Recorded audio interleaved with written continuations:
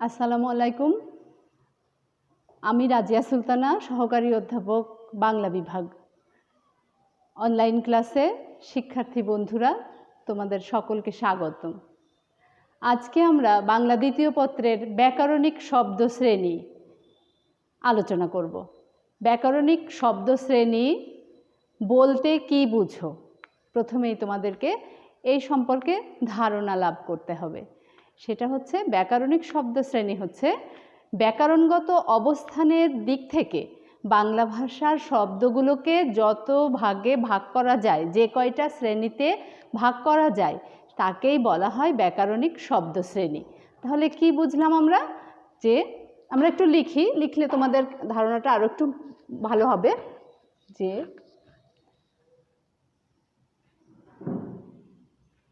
ব্যাকরণিক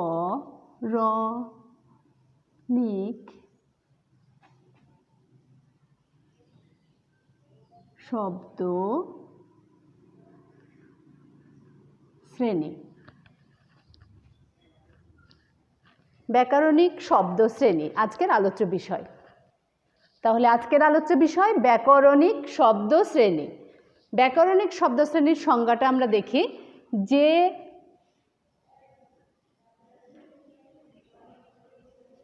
ব্যাকরণগত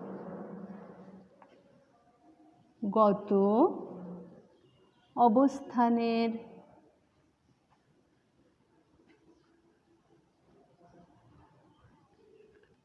ভিত্তিতে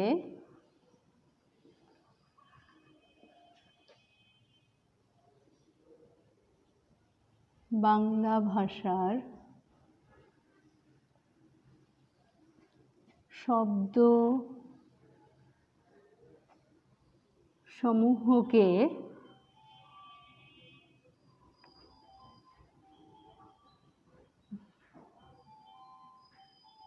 যতগুলো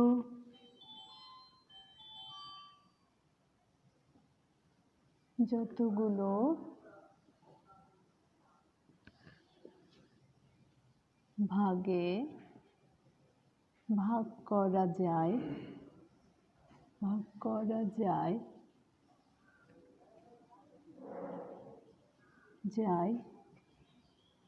সেগুলোকে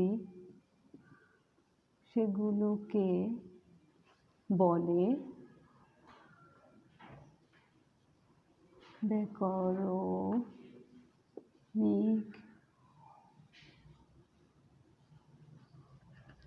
শব্দ শ্রেণী।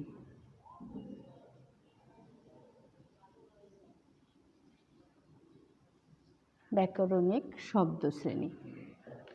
ব্যাকরণিক শব্দ শ্রেণীকে আবার কতগুলো শ্রেণীতে 8 ভাগে বিভক্ত করা যায়।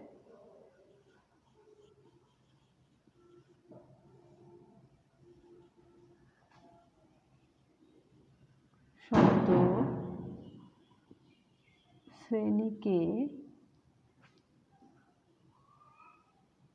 8 ভাগে ভাগ করা যায়।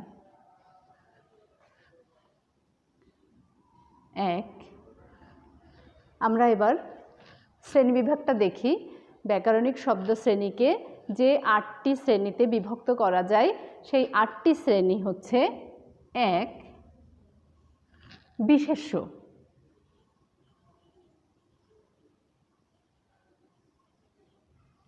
বিশেষ্য। 2, সর্বনাম। 3, বিশেষণ।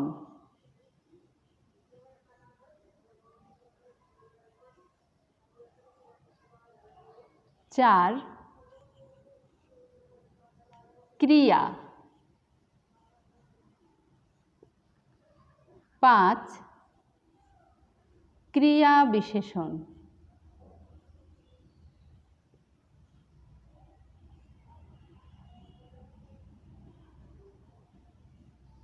'ক্রিয়া বিশেষণ। আমি এখানে লিখি 6 যোজক,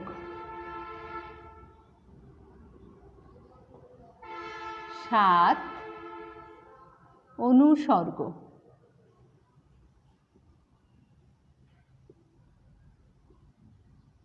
অনুসর্গ, 8 আবেগ। এই 8 শ্রেণীতে ব্যাকরণিক শব্দ শ্রেণীগুলোকে বিভক্ত করা যায়। অর্থাৎ যে ভাষার ব্যাকরণগত অবস্থান, আমরা ভাষায় যে বাংলা ভাষায় কথা বলি, এই বাংলা ভাষায় কথা বলার সময় একটা বাক্যের ভিতরে অনেকগুলো শব্দ থাকে। এই শব্দগুলো প্রত্যেকটাই এক একটা পদ, আলাদা আলাদা পদ। এইগুলোকেই বলা হয় ব্যাকরণিক শব্দশ্রেণী এবং এই শব্দশ্রেণীগুলোকে যে যে নামে অভিহিত করতে হবে সেইগুলোই হচ্ছে এটা, যে কোনোটা বিশেষ্য, কোনোটা সর্বনাম, কোনোটা বিশেষণ, কোনোটা ক্রিয়া, কোনোটা ক্রিয়া বিশেষণ, কোনোটা যোজক, কোনোটা অনুসর্গ, ঠিক এমনিভাবে কোনোটা আবার আবেগ শব্দ। তো এগুলো হচ্ছে শব্দের নাম। এক একটা শব্দকে এক একটা নামে নামকরণ করা হয়েছে। কেন করা হয়েছে এখন আমরা সেটা একটু আলোচনা করে দেখি। প্রথমেই আমরা যে বিষয়টা দেখব সেটা হচ্ছে বিশেষ্য শব্দ। বিশেষ্য শব্দ কোনগুলো? ভাষার অন্তর্গত বিশেষ্য শব্দ কোনগুলো? বিশেষ্য শব্দ যে কোনো কিছুর নামকেই বিশেষ্য বলে।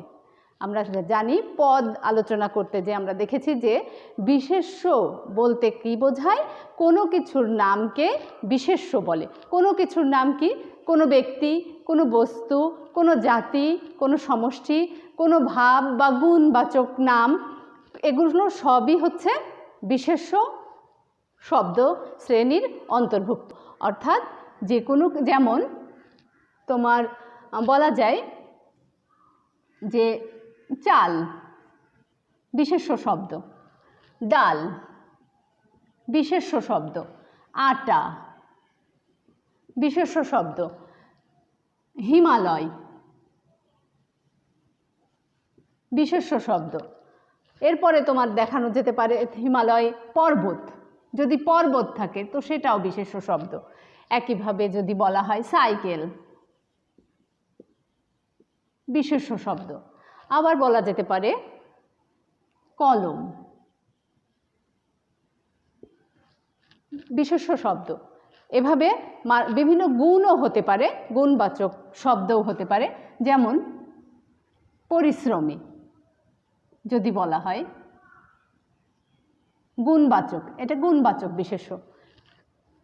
একইভাবে এটা তাহলে বলতে পারি আমরা কি, যে যে কোনো কিছুর নামকে ব্যক্তি, বস্তু, জাতি, সমষ্টি, ভাব বা গুণের নাম, এগুলি সবই বিশেষ্য শব্দের অন্তর্ভুক্ত, অর্থাৎ বিশেষ্য শ্রেণীভুক্ত।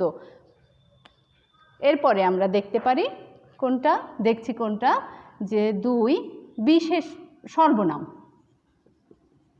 সর্বনাম, সর্বনাম কোনগুলোকে বলা হবে? যে বিশেষ্য পদের পরিবর্তে যে শব্দগুলো ব্যবহৃত হয় সেটাই হচ্ছে সর্বনাম পদ। অর্থাৎ আবার একে বলা যেতে পারে যে সর্বনাম পদগুলো এমন হয় যে পূর্ববর্তী বাক্যে বিশেষ্য হিসেবে ব্যবহৃত পদের প্রতিনিধিত্বকারী শব্দ হিসেবে এই সর্বনাম পদগুলো ব্যবহৃত হয়ে থাকে।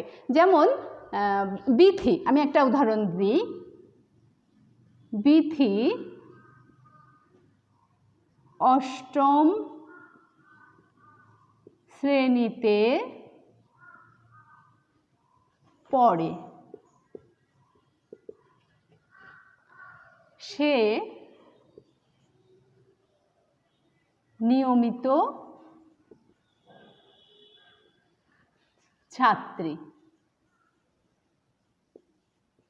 নিয়মিত ছাত্রী। এখানে দেখো এই যে বিথি অষ্টম শ্রেণীতে পড়ে, এখানে বিথি নাম, এই নামটা হচ্ছে বিশেষ্য। বিধি বিশেষ্য।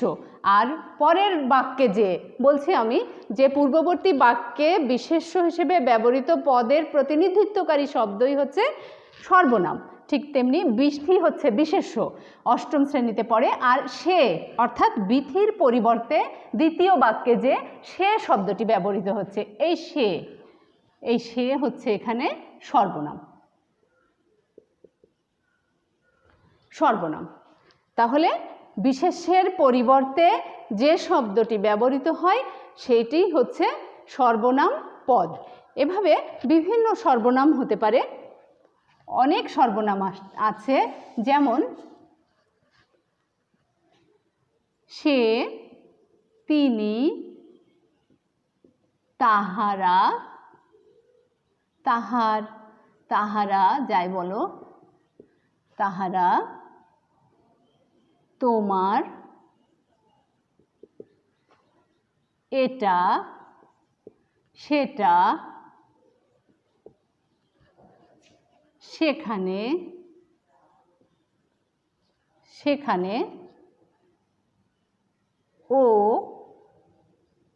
ওকে, ওদের,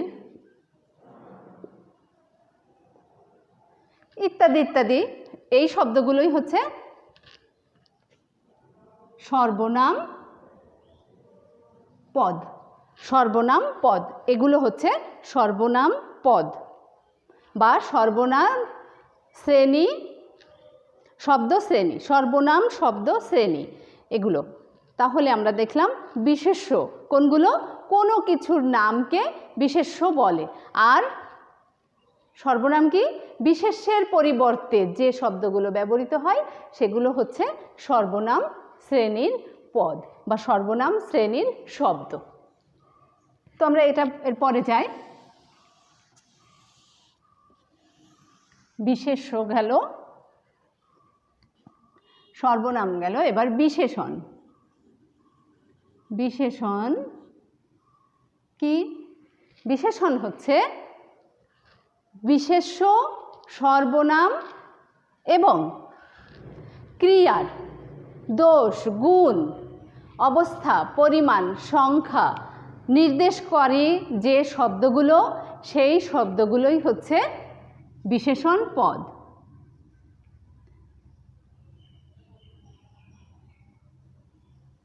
বিশেষ্য, সর্বনাম ও ক্রিয়ার দোষ, গুণ, পরিমাণ, অবস্থা, সংখ্যা ইত্যাদি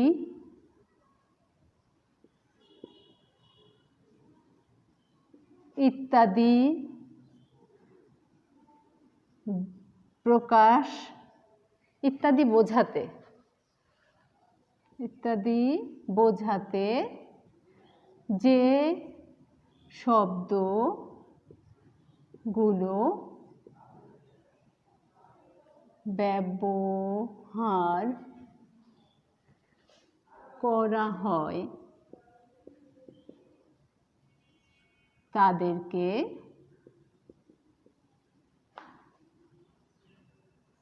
বিশেষণ বলে। বিশেষণ বলে। বিশেষ্য, সর্বনাম ও ক্রিয়ার দোষ, গুণ, পরিমাণ, অবস্থা, সংখ্যা ইত্যাদি বোঝাতে যে শব্দগুলো ব্যবহার করা হয় তাদেরকে বিশেষণ বলে। অর্থাৎ সেই শব্দগুলো হচ্ছে বিশেষণ শব্দ শ্রেণীর অন্তর্ভুক্ত শব্দ।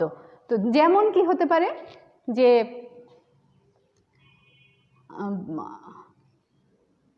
সাদা মেঘ,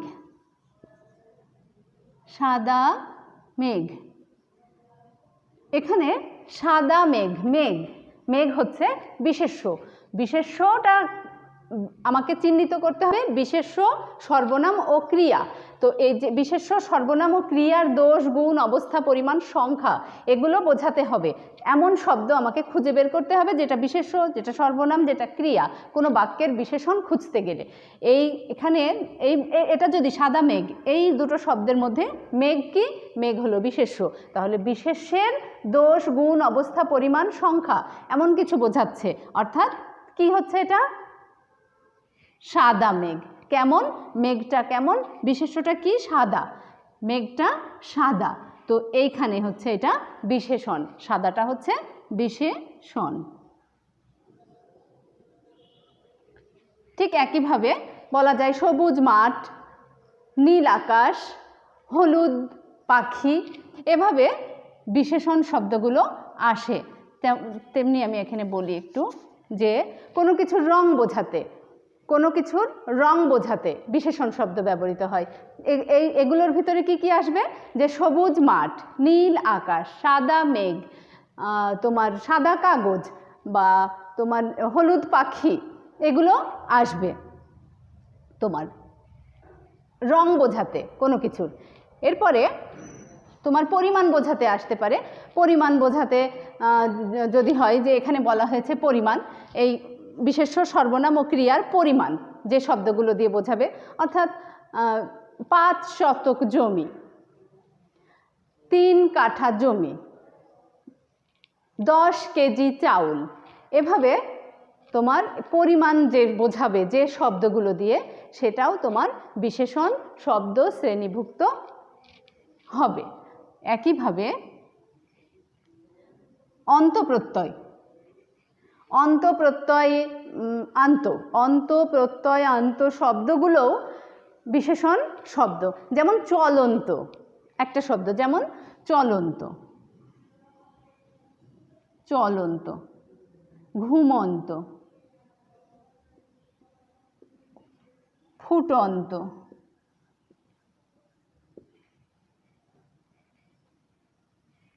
বাড়ন্ত।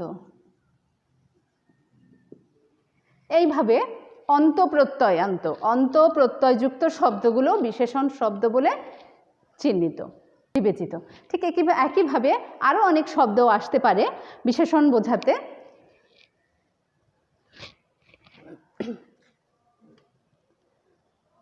যেমন বেলে, পাথুরে হতে পারে, বেলে হতে পারে পাথুরে, হতে পারে তোমার সংখ্যা বোঝাতে যদি হয় তো 25-এ, 22-এ, 22-এ, 25-এ, এগুলি সবই তোমার বিশেষণ শব্দ। আমরা এর পরেরটায় যাই। বিশেষণের পরে আমরা দেখেছি ক্রিয়া। ক্রিয়াটা কি? কোনো কাজ করা বোঝালে সেটা ক্রিয়া হয়। যে শব্দগুলো দিয়ে, বাক্যস্থিত যে শব্দগুলো কোনো কাজ করা বোঝায়, সেগুলোই হচ্ছে ক্রিয়া। যেমন কি? খাওয়া, বাক্যস্থিত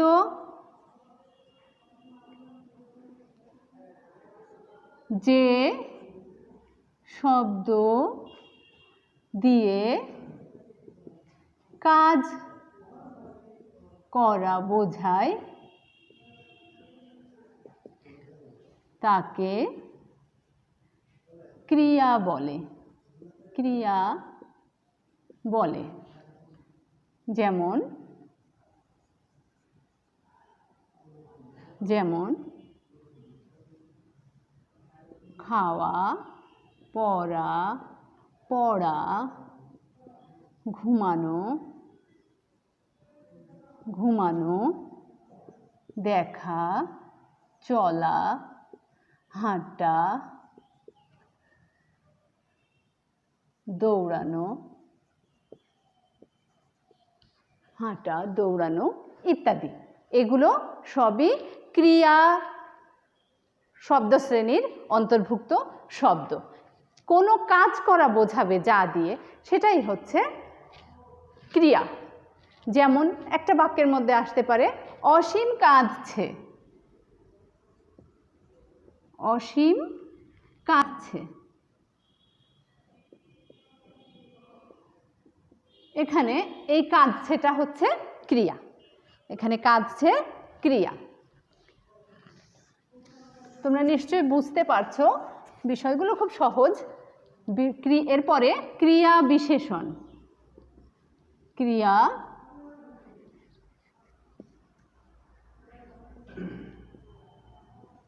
বিশেষণ, ক্রিয়া। এবার আমরা দেখি ক্রিয়া বিশেষণ। ক্রিয়া বিশেষণটা কি? ক্রিয়াকে বিশেষিত করে যে শব্দগুলো তাকেই বলে ক্রিয়া বিশেষণ। কি আমরা একটু লিখি, ক্রিয়াকে বিশেষিত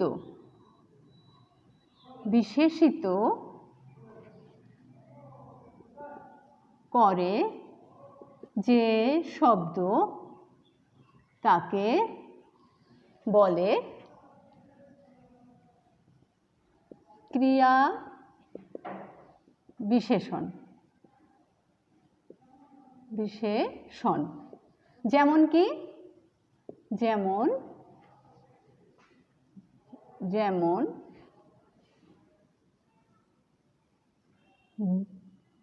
ট্রেনটি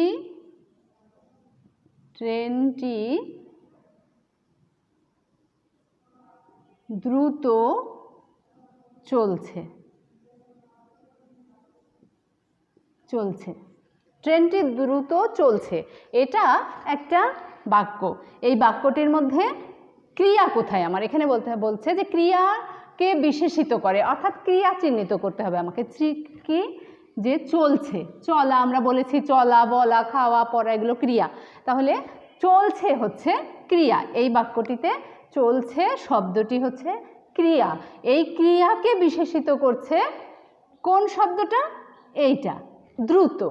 অর্থাৎ ট্রেনটি কেমন করে চলছে? দ্রুত। যদি বলা হতো ধীরে চলছে তাহলে সেই ধীরেটা হতো ক্রিয়া বিশেষণ। অর্থাৎ ক্রিয়াকে বিশেষিত করছে এই দ্রুত শব্দটি, তাই এটি হচ্ছে ক্রিয়া বিশেষণ। বিশেষণ, চলছে ক্রিয়া, এটা ক্রিয়া বিশেষণ। কেমন করে চলছে ট্রেনটি? দ্রুত গতিতে চলছে, তাই এটি ক্রিয়া বিশেষণ। তাহলে কি হলো ক্রিয়া বিশেষণটা? ক্রিয়াকে বিশেষিত করে যে শব্দগুলো সেই শব্দগুলোকেই বলে ক্রিয়া বিশেষণ।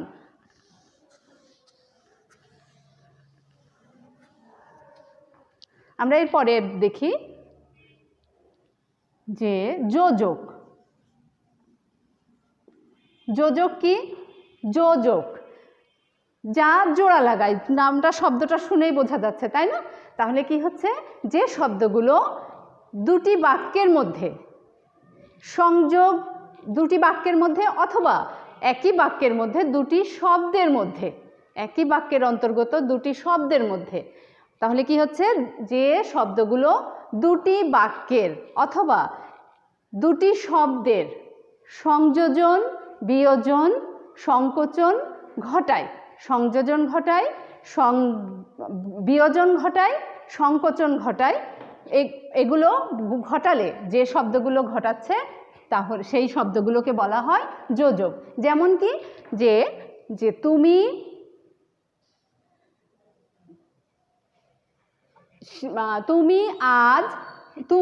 আসলে, এখানে যদি বলা হয় যোজক যে শব্দগুলো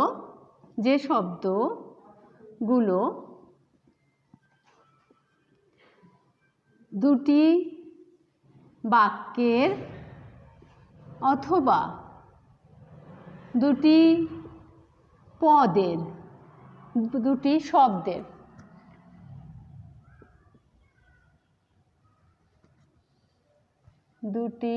শব্দের মধ্যে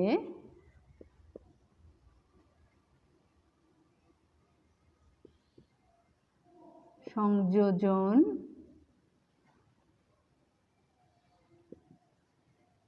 বিয়োজন,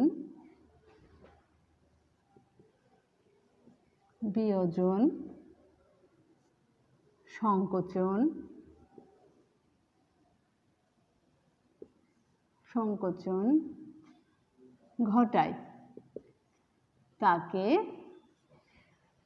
যোজক বলে, যোজক বলে। যেমন ও, এবং, সুতরাং, অতএব,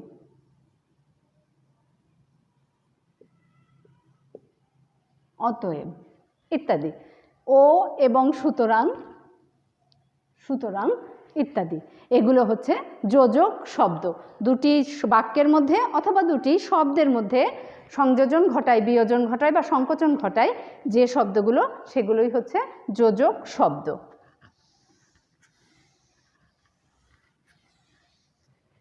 এরপরে আসছি আমরা অনুসর্গ। অনুসর্গটা কি? অনুসর্গগুলো হচ্ছে সহায়ক শব্দ। অনুসর্গকে আরও একটা নাম দেওয়া যেতে পারে, সেটা হচ্ছে সহায়ক শব্দ। এটা কেমন? যে অনুসর্গগুলো কখনো কখনো বাক্যের মধ্যে এগুলো স্বাধীনভাবে, কখনো স্বাধীনভাবে, আবার কখনো বিভক্তি হিসাবে, শব্দের বিভক্তি হিসাবে ব্যবহৃত হয়ে থাকে। যেমন কি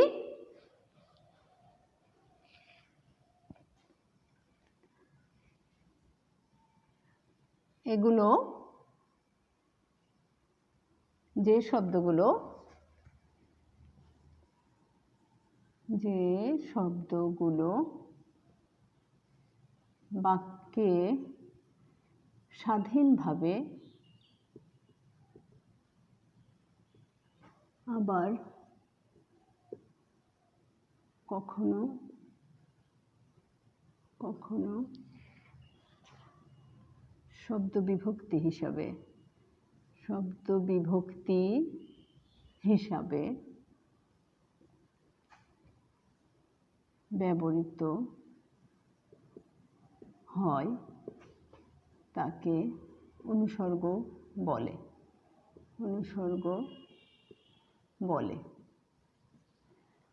যেমন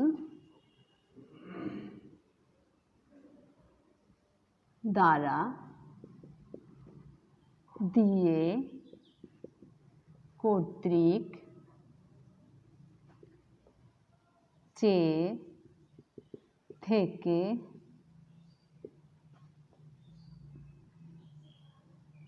এ, অন্তস্থ, তে, র, এর,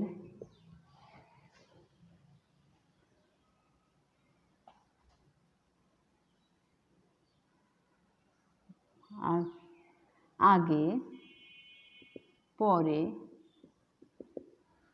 আগে পরে, অবধি, পর্যন্ত ইত্যাদি ইত্যাদি।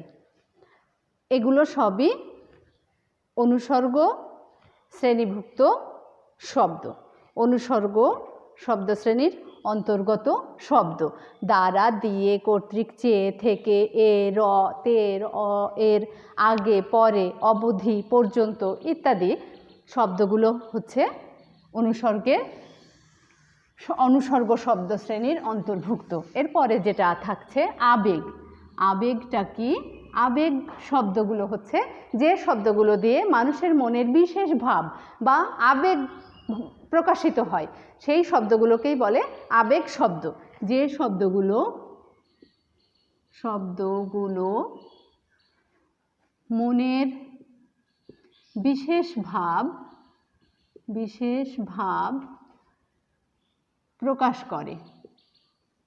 প্রকাশ করে তাই আবেগ শব্দ।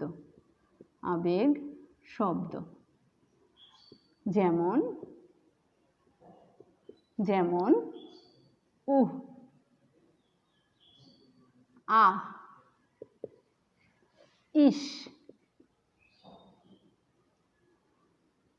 বাহ, মা গো মা,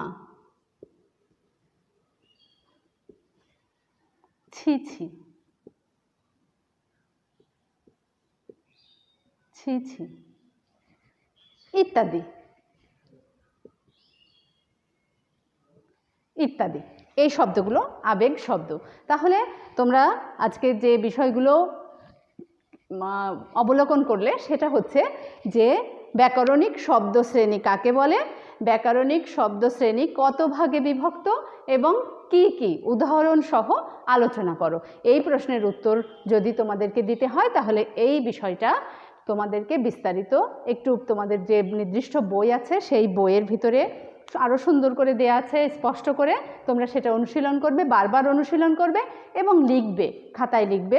পরে যখন কলেজ খুলবে তখন তোমাদের শ্রেণী শিক্ষককে দিয়ে সেটা দেখিয়ে নেবে। তো সবাই সুস্থ থাকো, ভালো থাকো। আর এই দুঃসময়ে যেভাবে থাকলে আমরা নিজেকে এবং পরিবারকে সুস্থ রাখতে পারবো সেই নিয়ম মেনে আমরা চলবো। অর্থাৎ আমরা কি করব, সামাজিক দূরত্ব বজায় রাখবো, বারবার হাত ধোবো এবং বাইরে গেলে মাস্ক পরিধান করব। সবাইকে ধন্যবাদ। আজকের মতো বিদায়।